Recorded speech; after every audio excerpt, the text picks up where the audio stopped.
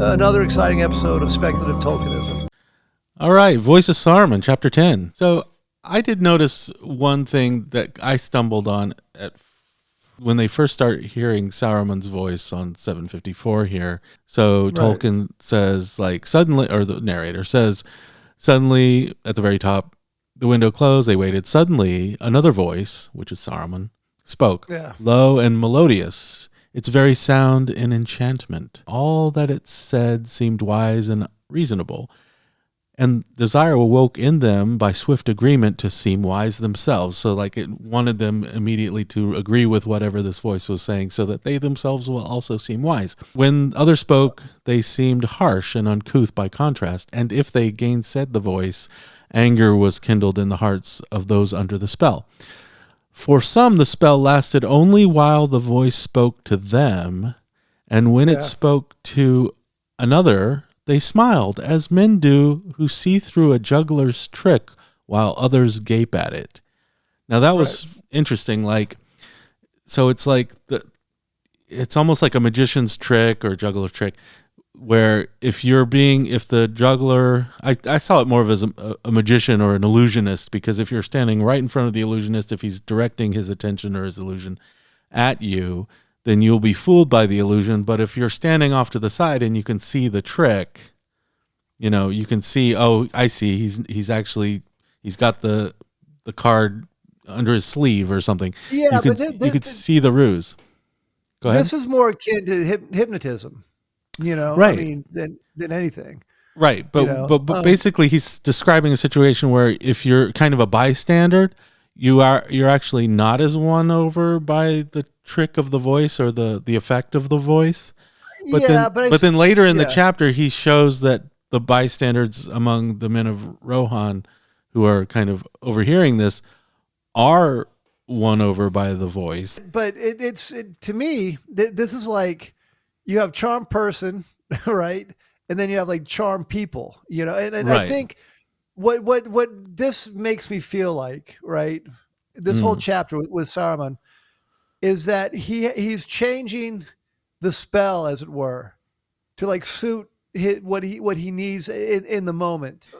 It's true. Like it's all a facade, and there's places where like he'll say for a moment the spell was broken when he got kind of angry for a second or whatever. Yeah. But what were you going to say?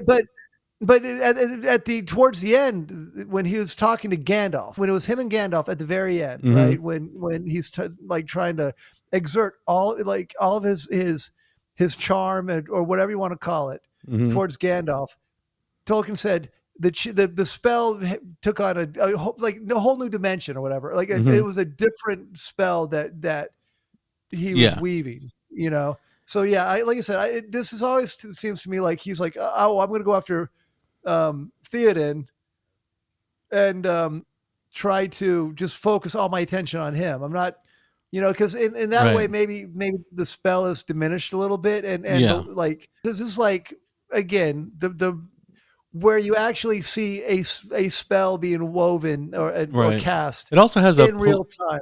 It also has like a political element too, like he's almost a politician who can kind of win over a crowd, especially in a political sense where the Rohirrim are actually like, gosh, I really wish Theoden would stop listening to this Gandalf person and start listening to this more sensible sounding Saruman person, because it sounds like he's leaving the door open for, hey, if we just listen to Saruman, things will be peaceful and everything will be good, whereas problems kind of follow Gandalf Stormcrow around or whatever. Right. And the interesting thing about the Saruman taking this from a political end of things is that he's trying to gloss over all the crappy things he's done in the past. Right. Like, oh, it was not that big of a deal, Gandalf. Right. The other funny thing is, and you could say it's like, again, a politician who kind of speaks out of both ends of his mouth or whatever the expression is, because he's talking about the fair and noble devices of Rohan on the top of 755. Worthy son of Thingol, the thrice renowned, like it's all this flattery, right? But then later when when he gets mad, he starts cursing like, "Oh, go back to what does he say? Go back to like your hovels in Edoras. Doddard, what is the house of Errol but a thatched barn where brigands drink in the reek and their brats roll on the floor among the dogs?" Like quite a far cry from how the noble house of like Theoden was described just a few pages ago. So again, it's like, but when you look at this too, this whole conversation, we'll get into it a little bit more. This whole conversation is Saruman say like on his and it's I think it's fitting that he's up in a tower looking down on everybody. You know what I'm talking about? And like the symbolism of him being up there and Gandalf being, when Gandalf is like saying, "Come down to us, Saruman," and he's like saying, "Oh, come on up here." There's this whole kind of like what's the word I'm looking he's looking down on everybody, and he's lost already. He doesn't. I don't think he even realizes how lost and how screwed he is. Yeah. Yeah. Well, it's true, and I think it's interesting that he invites Gandalf in to like consult among the high wizards and stuff, like leave this rabble behind. And they start feeling like there's a scene where it's like the people there gathered, they think, oh well, of course Gandalf and Saruman are going to go off together because those are the high, important, and wise people, and they'll just leave the lowly us thronged about the castle. And obviously that doesn't happen, but and you know what and what Gandalf did too, and when you look at the whole at the conversation, particularly specifically when Saruman's talking to Theoden, like Gandalf doesn't interject anything. Gandalf just is there. Listening. He's letting Theoden make his own choices. I mean, he's not really intervening. He's letting Theoden take the lead, which is kind of what he needed to do. You're right. He lets Theoden talk, and he doesn't tell Theoden what to say. And I think it's interesting because Gandalf just told everyone before this scene, before they approach Saruman, he tells them like, be careful, don't listen to him. The who was it? Gimli is like, is he going to cast a spell on us? Oh yeah, the last is no, it was actually Pippin. What's the danger? Right in the middle. Will he shoot at us or pour fire out of his windows, or can he put a spell on us from a distance? The last is most likely if you ride to his door with a light heart. So you have to be kind of on guard, right? Well, but look, go back to the right before that. "I will come," said Gimli. "I wish to see him and learn if he really looks like you." And he said, "And how will you and how will you learn that, Master Dwarf? Saruman could look like me in your eyes if it suited the purpose with you." And so basically, he's warning him like he's a snake. He's tricksy. And again, I don't know if it was meant to draw a parallel between Smeagol and Gollum, right? But you've got the one side that's coming off fair and kind, and the other side that like the two completely opposite personalities that are coming out. Now I think it's a little more Saruman, deliberate. you mean? In Saruman, yeah. I've never even thought of that. You're right, but it's like it's honeyed words for evil ends. So he's trying to, like Smeagol. Like Smeagol's like tries to be nice, but you think like the ultimate goal of Smeagol, even when he's trying to be nice, is Gollum's goal of finding the ring or of getting the ring back. Yeah. But here, Saruman's like, he knows how to butter up his audience and flatter them when it suits his purposes, And it does too come back to when Sauron was defeated and he had the chance to repent, and remain evil, and like, and we're talking about way back in the First Age, right? Like when Melkor was, where Sauron did apparently turn, become, for lack of a better term, good. He had that choice. They gave him that choice, and that's what Gandalf gave to Saruman. But one thing I did want to say, it kind of relates to what you were just saying, like how he lets Theoden talk. Yeah. In a way, it's like Gandalf lets everyone present themselves to Saruman at this very important moment, even though there's a bit of a danger in that. Even though there's a bit of danger in letting little hobbits and dwarves and elves and stuff get within earshot of this high wizard who could poison their minds and turn them against each other or whatever. Yeah. But he lets them within earshot of Saruman anyway. And I just think that's interesting in the sense that, it's kind of like, how the saying or however it goes, where it's like, there should be freedom of speech. And if you don't like what someone's saying that's bad, you say something like you defeat bad speech with better speech, or you let the argument play out, and the good ideas will win out on their own merit. Right. And so in a sense, Gandalf's like practicing that, like he's letting everyone's voice be heard, and he's letting Saruman have his say, and he's letting all the people of Middle-earth, all the different various peoples of Middle-earth hear what Saruman has to say, and then he's defeating Saruman with his own, he's letting everyone's voice be heard and grievances aired. Yeah. And he's not trying to stifle or control the narrative. He's letting everyone have their say, and then, come what may, as it were. Yeah, well, everyone's making up their own mind. I mean, and I think Eomer was the first actually Gimli wasn't he the first to be like, oh, whoa, kind of back up, but then I see what he's doing now, right? Oh, right. Well, Gimli was like, let others stay by the stairs; they will hear and see enough if there's anything to hear. Nay, said Gimli, Legolas and I wish for a closer view. We alone here represent our kindreds. We also will come behind. And actually, Saruman points that out. Like, Gimli, what are you doing here? You're a dwarf. This does not concern you. There's not even any dwarf kingdoms anywhere near within hundreds of miles. Why are you here? That was the first person that he's like that was like the first kind of crack in the armor, so to speak, with Saruman, where he's like, "Oh, what are you doing here, Gimli?" And then, yeah, he didn't seem so nice then, right?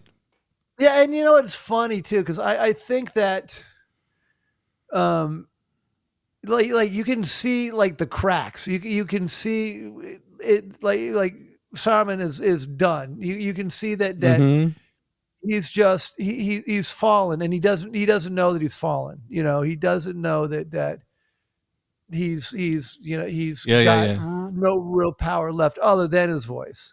Right. So what you're saying right here about Gimli, like at first, again, like, Saruman is speaking and his voice is very melodious and he's kind of very convincing. The men of Rohan, they murmured with approval of the words of Saruman, and they too were silent as men spellbound. It seemed to them that Gandalf had never spoken so fair and fittingly to their lord. And then Gimli's like, the words of this wizard stand on their heads, he growled, gripping the handle of his axe. In the language of Orthanc, help means ruin, and saving means slaying. That is plain, but we do not come here to beg. Like, it's like the language of Orthanc reminds me of like a Orwellian newspeak, like where peace is war and love is hate and stuff like this. And Gimli's there to pick it out, to point it out. But though, I don't know. Like, again, I'm not saying that like Saruman's words, voice didn't have an effect on dwarves, but it doesn't seem like it has too much of an effect on Gimli, and I don't think that it would have that much of an effect on dwarves in the same way that the rings that were given to the dwarves really didn't serve the purpose that Sauron ultimately wanted to. They're harder to corrupt. They're like immovable mountains of stone. Right. And so but you can see like right here, sorry, like peace. It's like, it sounds like like blows a gasket. Like Yeah, it said Saruman, for a fleeting moment, his voice was less suave. Yeah, I love that. Like that's kind of an odd, not a very Tolkien word. But all of a sudden it's kind of, but you can see like the crowd. And then he kind of loses it on Éomer. He said, "Now we feel the peril that we were warned of. Have we ridden forth to victory, only to stand at last amazed by an old liar with honey on his forked tongue?" This is one of my favorite lines too of this chapter. So would the trapped wolf speak to the hounds, like in that kind of right. That again sums up a lot of how I feel, the feeling of this chapter. Right. It's also interesting that Éomer, good-hearted as he is, like he was able to see through the lies of Wormtongue way back in the earlier chapters in Edoras, and it's much the same here. He probably is thinking like, I've heard these kinds of words before from the mouth of Wormtongue, and here they are getting from the horse's mouth, right from the source, kind of. So I'm wondering if this is, and I'm not saying that they have anything to do with politics, but if this is like because Éomer is not exactly a politician. Éomer strikes me as a very black or white kind of, like it's right or it's wrong. Right. He's a warrior. Yeah. And it's funny too, because like Saruman, like just really, really again condescending his crap here. Like to every man his part. Valor in arms is yours, and you win high honor thereby. Slay who your lord names as enemies, and be content. You know what I'm saying? Oh, right. Meddle not in policies you do not understand, but maybe if you become king, you will find that he must choose his friends with care. You know what I'm talking? It's very condescending. He's so condescending. It's like he's such a more of a snaky character than slay whom your lord names as enemies. It's like you don't get to determine who your enemies are. You're just the brute force, and you're not the brains, you're the brawn or whatever. Yeah, and it's so he's so much more of a snake than Wormtongue ever was. Mm-hmm. He's and again and like not thinking about it, but like before, but like looking at this chapter, God, he just fell, like he fell hard, man. Yeah, right. I mean, he just like it was like a miracle that he went from like thinking he was gonna take over the world to just like begging for. Well, he's not begging, but he's like just trying to weasel his way out of it. Theoden's like, for a second, you think that Saruman has won him over, and he's like, "We will have peace," and everyone's like, "Oh, like hooray, we got peace!" And then he's like, "Yes, we will have peace. We will have peace when all you and your works have perished, and your works of your dark master, whom you would deliver us." Blah blah blah. You are a liar, Saruman. And everyone's like, "What?" No. Well, everyone was like everyone probably behind was like, "Oh crap." What is he saying? Oh no! Not cool, Theoden. Not cool. Bro, to think I followed you all the way to Helm's Deep. Yeah. No, but it's funny too. Like I remember thinking, like, man, Theoden is just like right on that edge. I don't know, like I don't know if he's gonna come through, because like again, because of the way that Tolkien wrote this scene, it's like Saruman was one charming dude, Yeah. Yeah, I guess so. And what's funny too? I mean, again, I'm gonna branch off a little bit on this. Is that we've talked about chapters where nothing happens, or exposition chapters and stuff like that. Yeah. there is no real action in this chapter. You know what I'm Right. talking about? It's like My Dinner But with Andre. yeah, but it's such a well written, It's a great chapter, though. entertaining. Yeah, yeah. It's just like this this conversation between and it's so like I think this is like one of the chapters that really kind of keeps you on the edge of your seat. Yeah, You yeah. know what's going to happen is really, really Right. like Yeah, a it's like one of good. these courtroom dramas or something where it's just a Yeah, yeah, conversation, but like it's really charged, yeah, yeah. Exactly. Yeah. So here, Theoden like rejects his offer, and then of course Saruman changes his tune and calls him names. Yeah, yeah. But you, Gandalf, for you at least I am grieved, feeling for your shame. How comes that you endure such company? Like he was just praising Theoden as this high and lofty king, and now it's like, how are you, Gandalf, hanging out with these idiots? Yeah, yeah, It's yeah. like, What I enjoyed too was like it seems like like he said Gandalf stirred. Like I was like Gandalf's like probably not even listening to what's going on. It's yeah, like right. like probably like like oh like like oh tonight I'm gonna light a fire and and then I gotta wash my beard or just going over his laundry list or of stuff. Yeah. And then all of a sudden he's like, oh, what have you to say? What have you to say that you did not say at our last meeting? And this is like the line that's awesome. Or perhaps you have things to unsay. Yeah. This is like the first. This is like his first escape, like the first way out that he's given to Saruman. Right. But of course, Saruman's too proud, and he's like, unsay. I endeavored to advise you for your own good, but you scarcely listened. Yeah.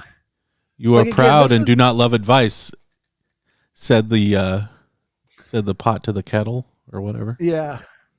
Yeah. But this is what we were talking about earlier. Like you're misconstruing my intention. I fear that in my eagerness to persuade you, I lost patience, and indeed I regret it. I mean, it's such a skeevy politician. Like, yeah. Just like, man, it's so. Yeah. And he pulls out his credentials. He resorts to credentialism. Are we not both members of a high and ancient order? Like Gandalf should have been like, everybody who's a member of a high and ancient order, step forward. Not so fast, Saruman. You know what I'm saying? Right, because he's about to kick Saruman out of the band. Yeah. Yep. This is like the Pete Best moment. You know what I'm saying? It's a Pete Best moment. So he's asking him to come up. Then Gandalf laughed. So here's that moment where everyone watching thought Gandalf would ascend into the tower to discuss deep things beyond their comprehension in the high chambers of Orthanc. The door would be closed and they would be left inside, dismissed to await allotted work or punishment. Even in the mind of Theoden, the thought took shape like a shadow of doubt. He will betray us. He will go. We shall be lost. Then Gandalf laughed and the fantasy vanished like a puff of smoke. Yeah. And again, this is like where Gandalf is just like, oh, you're so stupid. He calls him on his bullshit. I know, Saruman. You missed your path in life. Here, like, and again, this exchange is awesome. I mean, like this whole exchange when Saruman is just like Gandalf is like, you don't understand me at all. I'm beyond your comprehension. It's. Mm-hmm. But we can go through this. But go to the next page. This is okay. This is. Yeah, this but he's says he should have been a jester and earned your bread. Yeah. He said he should have been a jester. His counselors. But like he's like, will you come down? And again, like Saruman is like up on his high horse, Mm-hmm. And when Gandalf gave the conditions of Saruman going free, he just was for and you give the keys to Orthanc and his staff, mm-hmm. and then Saruman was like just went ballistic. Later You know, he totally went those, ballistic. He's like, well, so you will go free, Master Saruman, even to your master, even to Mordor, if you desire, but you will first surrender me the key of Orthanc and your staff, and they shall be pledges of your conduct to be returned later if you merit them. And then he's like, Saruman's face went like beet red. Yeah, yes, when you have the keys of Barad-dûr itself, I suppose, and the crowns of the 7 kings and the rods of the 5 wizards, and have purchased yourself a pair of boots many sizes larger than you already own, you know? I mean, it's just like, the fact that I could just imagine like spittle coming from his mouth while he's like spit. He's like Tim the Enchanter. You know what I'm saying? Just that's what I'm saying. Like, bones! Bones of full 50 men lie strewn about its lair. It's like, yeah, totally. He's totally a Tim the Enchanter here. That's exactly right. That's so funny. The fact that he said, and purchase a pair of boots many sizes larger than you know, like you're getting too big for your britches, you know, you're getting too big for your boots, Gandalf. You know, it's so petty. It's so petty. Right. Yeah, he totally slips a chain and then he tries to walk away, and this is where it gets pretty metal. Where Gandalf's like, "Come back, Saruman," in a commanding voice. To the amazement of the others, Saruman turned again, as if dragged against his will. He came slowly back to the iron rail, leaning in, breathing hard. Yeah, so he said, "I did not give you leave to go." The ultimate moment, and like in the wizard off. So basically, the wizard battle here has been largely a battle of wits, but then like Gandalf just shows like real wizard magic, and it's like he raised his hand and spoke in a clear, cold voice. "Saruman, your staff is broken." There was a crack, and the staff split asunder in Saruman's hand, and the head of it fell down at Gandalf's feet. I mean, just like Saruman, your staff is broken. It's just a statement, you know. And right. Again, like this is like where, like this is just like a damn wizard spell right here, you know. What's the equivalent in Dungeons and Dragons? Like a staff. Oh, dude. Like speak it into being or something. Like whatever. Yeah. Just say it and it happens. Yeah. I mean. It just is like, but such a strong like this is where Gandalf just, you know, like takes charge. This is where everyone is like, oh damn, yeah. I'm glad Gandalf is on our side, and Saruman just really doesn't know what to do. You know, I am Gandalf the White. You have no color, and I cast you from the Order and from the Council. Ooh. Yes, and no, this is what I was going to say earlier is that Gandalf, part of his return from death was to deal with Saruman. Like part of him coming back as the White is I think one of his tasks was to take care of this. They're like, you are now the head of the Order. You've got to go deal with this this bastard over here. It's almost like he had to get permission to do this, like because he can't you know, he can't just usurp basically his boss, can he? Without going above his boss's head. Yeah. That's what I was thinking. Yeah, and the thing that I think you had asked a question earlier was like, why does Wormtongue still hang out with Saruman, or we were talking about that? Oh, right. Because who else is going to hang out with? And sorry, like who else? I mean, seriously. I mean, yeah, but I mean, he almost tries to kill. I mean, arguably, he tries to kill Saruman with the Palantir. He throws the Palantir at him, and then. Well, no, it's debatable. It's debatable. Where they throw the, but at the very least, he threw the Palantir, which would make Saruman pretty darn mad. Right. So why would Saruman still bear to have this witless Wormtongue around in the Scouring of the Shire later when he's betrayed him to such an extent? Right, but I mean, let's face it. What good is the Palantir going to do with Saruman now? Right. He's got no armies. He's got no armies. He's got no power, and the only thing that would happen is like he would probably have to, and arguably he's out of the Order. And he's only got really his voice left. He has no real powers, or it's implied that he has no real power. Like all you have to do is send like a couple of the ring wraiths out. Now granted, in Orthanc, he's probably protected, but like the best thing that Wormtongue did for Saruman was just throw the Palantir away.